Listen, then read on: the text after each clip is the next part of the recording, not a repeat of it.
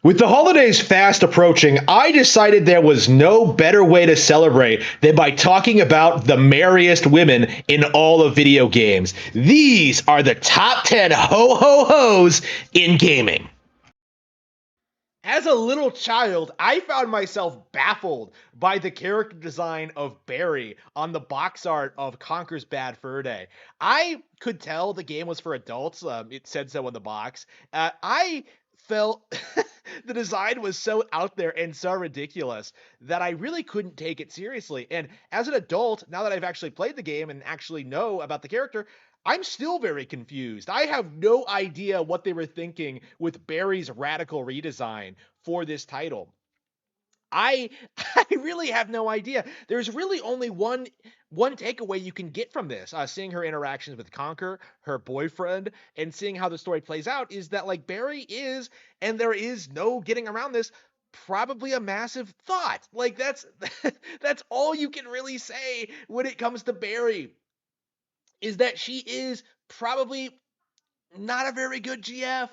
Like, there's no, it's never outright stated in this game. This is just me being, reading in between the lines, but just seeing the way she interacts with Conquer, just seeing their relationship, just seeing the way that like they treat each other, it really does come off as if they're not on the best of terms. It does feel like they're on the verge of breaking up, and that kind of makes the ending all the more weird and like out of nowhere, and that like you really think the game is building up to something like in regards to the relationship falling apart, but no, instead Barry dies in honestly probably one of the most brutal death scenes on the N64, and we lead into like that very tragic like ending where like Conquer mourns her death, but like if she lived it probably wouldn't have worked out. You know what I mean? It just feels like this decision, it just feels like this character had a lot more going on than we actually saw in the final product. And it's a big reason why she's so low on the list. I feel like they could have done a lot more with this character. Like, the game tells you this game is supposed to be about Conquer and Barry, but she really isn't all that much present throughout it. Like, she maybe has like 5 scenes, all of them very short. Like, you would never actually know that they were in a relationship. If like Barry herself didn't explicitly say so, you might assume Conker was just like a delusional simp or something like that. It's an interesting relationship. It's an interesting character dynamic that you don't actually see a whole lot in video games, and I really I really would like to see a sequel that kind of expands on these ideas, because one of the things I've always said about Conker's Bad Fur Day is that the characters are extremely interesting. The lore is a lot more complex than people give it credit for. It has a lot going on. A lot of these elements were building up to Rareware's masterpiece in storytelling, Dinosaur Planet, that unfortunately never saw the light of day. I think this game could have been a masterpiece if they just spent a little bit more time with it, or like just did something with these characters. But for all intents and purposes, the game is still really good. I still very much enjoy it. I still very much enjoy what they do here, and I think the mystery surrounding these characters, it's a big reason why we're talking about it today. It's a game that really does stand the test of time.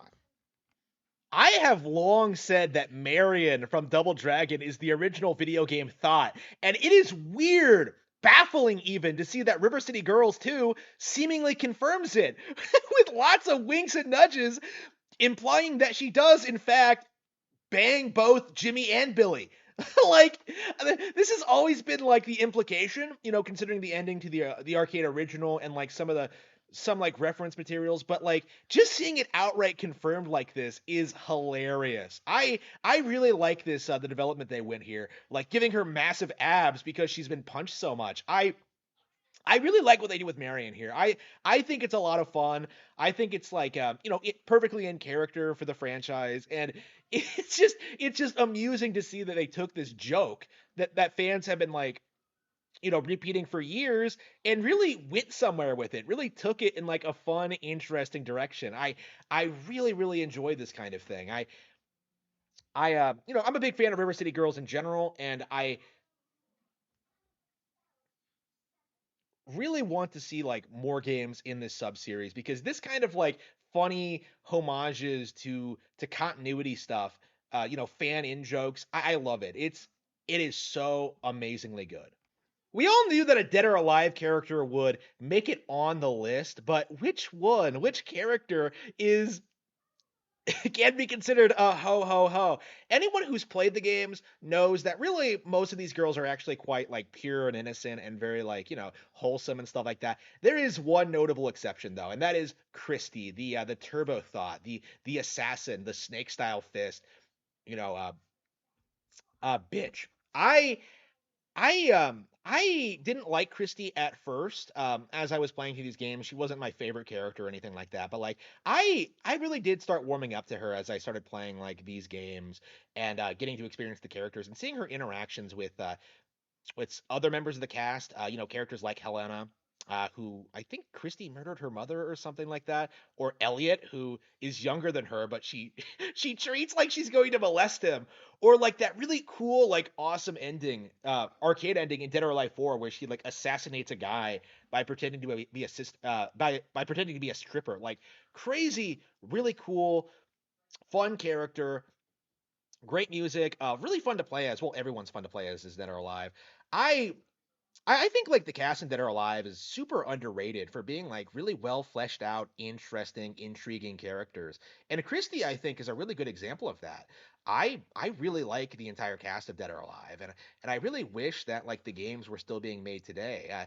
They stopped being produced after 4, unfortunately, and I don't know. You really do wish they could have done a lot more with these characters.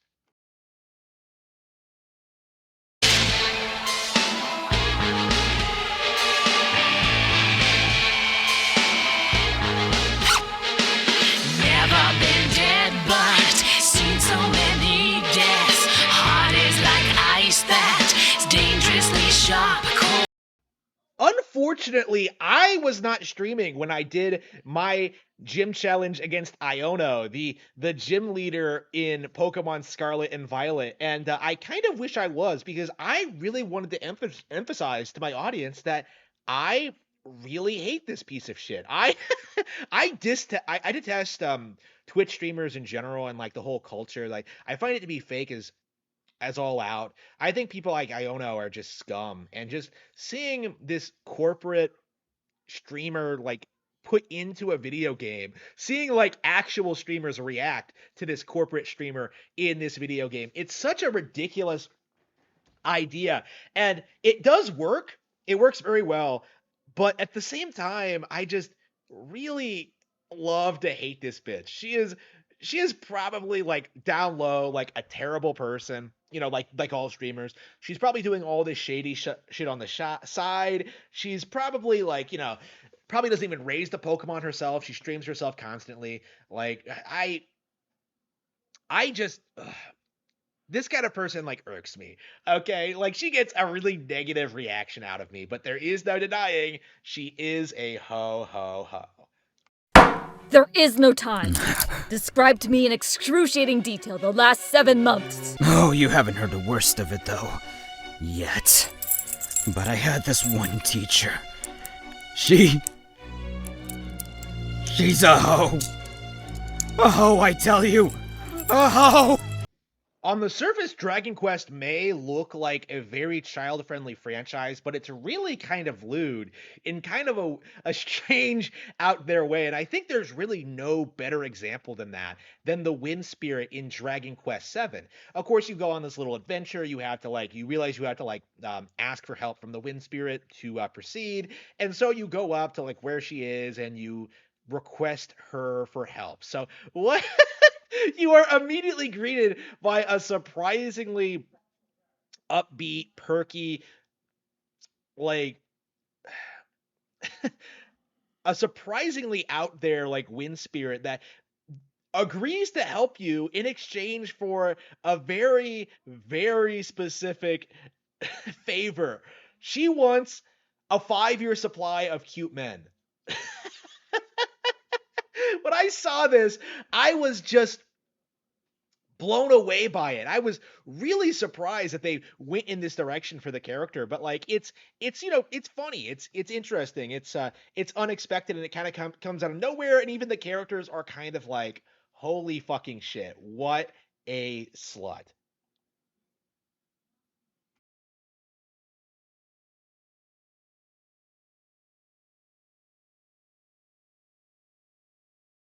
I have actually been wanting to talk about Star Fox Command for a very, very, very long time.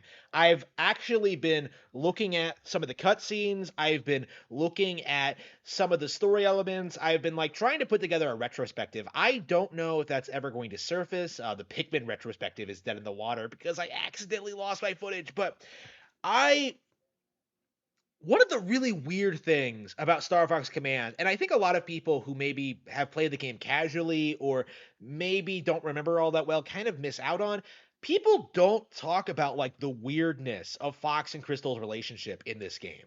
Like it is one of the most like back and forth, like pointless soap opera nonsense I've ever seen in my life, in which Fox is competing with Crystal's affections with the big Black Panther. That's right, Fox quite literally gets blacked in this, gets cucked by a Black Panther in this story in several instances, and even in the one where it specifically says that she's going to try and like form a relationship with Fox before leaving him and going back to Starwolf. It's bizarre. It is inexplicable. I don't know how or why they decided to go in the direction with this game. It probably to make the characters seem more complex and make it seem like there was more nuance to the relationship than the relationships than there actually were.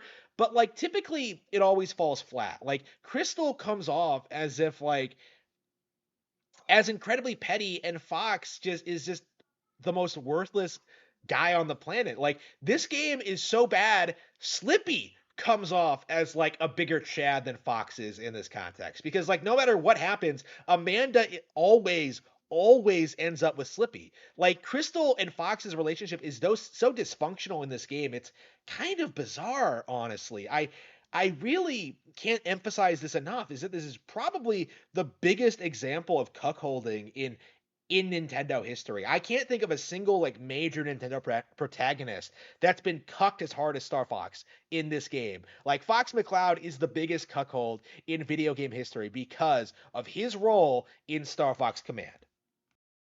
Dorothea is a character that really surprised me. I think she is the first example I had of just how complex the characters in Fire Emblem Three Houses actually can be. Dorothea comes off initially as like a very kind, sweet, considerate girl, or at least she did in my playthrough. But it's not until like you go through her support chains and start to learn more about her and go through the motions of like figuring out what she's about and stuff like that, that like a very, very glaring a very, very glaring character flaw comes to light, and that she is a huge thought. And unlike a lot of the other examples on the list, she is a really realistic example of what a thought is, specifically how she justifies her actions. This is a chick who is legit sucking cocks to pay her way through school.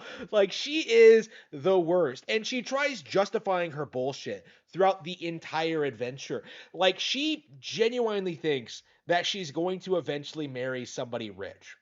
That is her legit mindset, and you do get to see this like play out as you go through these support chains, in like the people she tends to like be attached to, the people she tends to like hang around, have positive interactions with, are like wealthy, well-off people who can like provide for her. Like she is a gold-digging whore essentially, and that doesn't get in the way of like her positive characteristics. Like she is very, very good at what she does as a unit. You know, she is legitimately nice to people like Bernadetta and things like that. But there's no denying that like she always pursues her relationships with this specific goal in mind, is to like find someone rich and settle down with him. It is unbelievable the lengths she goes to justify her nonsense, and like it's pretty bad, honestly. She comes off like a complete degenerate in how she interacts with certain people, and talks about certain things. It's just it's kind of sad, honestly, that the Empire just ruined this promising young songstress, and made her into a complete thought. Edelgard needs to save this woman somehow. She needs to do something. The Emperor needs to do right by this woman and everyone else who follows behind her. Primrose has to be one of the most underrated JRPG characters in the past 10 years. I was blown away with the direction they took this character in from the very first chapter, I saw her as a very unique, interesting take on the dancer class in the JRPG genre. Because I have never seen an example of a video game being this dark with the subject matter. Primrose, as a child, watched her father be murdered in front of her by three mysterious men, and as an adult, she sets out on a quest for vengeance to murder them all. And she does so by being as huge of a thought as possible. She is a super thought. She is hardcore. She mixes being sexy with killing people. It is hardcore. It's engaging. It goes in really cool, interesting directions. It's a really well-made, interesting story. Everything in Octopath Traveler is great, but Primrose, I think, kind of sticks out just for the simple fact that the story is just takes itself so seriously. Like Primrose is like sacrificing her life, her her well-being in order to like fulfill some sort of revenge scheme to get back at people who wronged her, and she's going to like extreme lengths to do it.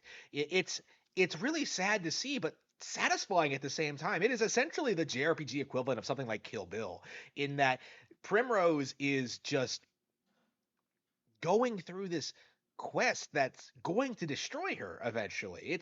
It's really interesting to watch, and it's endlessly entertaining. They make it compelling, they make it charming, they make it funny.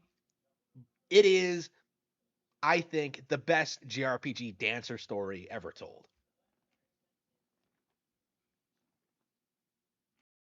Okay, how about this? If I become number one, will you do it with me?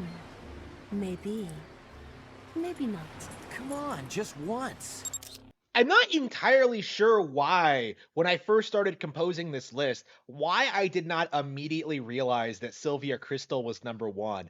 I suppose it was because I was inspired to do this list by Marion, specifically by River City Girls 2, and I kind of like went backwards, going back through like, went through all my collections of games, went through everything like, I've ever felt about a video game character, going through like all this history of like thoughts in video games, of ho-ho-hos in video games. And I suppose in the end, I wanted to make doubly sure that like what I was saying was absolutely 100% true. And that is that Sylvia Crystal is the biggest thought in video game history. There is really no contest. There's nothing even really comes close. Not a single entrant on this list is as much of a ho ho ho as Sylvia Crystal, and it's very much by design, and it's a very good example, I think, of how, again, this has been a reoccurring theme in this list, how making a character a whore or a thought like that doesn't necessarily make them bad characters. Like a lot of these characters we see throughout this list are interesting. They have a lot of interesting like characteristics to them. They're popular with fans. They do a lot for the storytelling and the game. And in Sylvia Crystal's case, especially in the first one, she is the driving force of the plot, right? The reason this game is happening is because Travis wants to bang. Like that's the plot of No More Heroes. Like they say this up front right off the bat, is that the reason this is happening, the reason that No More Heroes is a game, the reason why Travis is going on this adventure is to bang Sylvia Crystal. Now, towards the end, they give some convoluted like explanation about like how Travis actually has this like really dark anime backstory, but it's like it's played off as a joke. Like for all intents and purposes, for like the general premise of this game is that like Travis wants to be number one in order to bang Sylvia, and she relishes it. She owns the idea. She really spends the entire game teasing him and leading him on and going through the motions, and in the end, like, she does not put out in this game anyway. And it's interesting to see how the character develops in the sequels, because I think out of all the characters in No More Heroes, other than Travis himself, like Sylvia does change the most, right? Like No More Heroes 2, it almost plays the character as sort of like melancholy, someone who's kind of at the end of her rope considering the situation she's in, and things like that. And 3 kind of like plays her. She and Travis actually get married. Like unlike the vast majority of these thoughts, Sylvia actually does get married, and you do actually see the ramifications of that. Like they really do have that really toxic like trophy wife relationship. Like, she does not respect him at all. They don't respect each other at all. And like, you really wonder why they even bothered to get married. And it just creates a really compelling, interesting character relationship. One of the best I think I've seen ever, right? Like, I really do find the characters just really interesting because of the decisions they made with these games. I think Sylvia's by far one of my favorite female video game characters ever, and it's exactly for this reason, that she is the biggest ho ho ho in all of video games.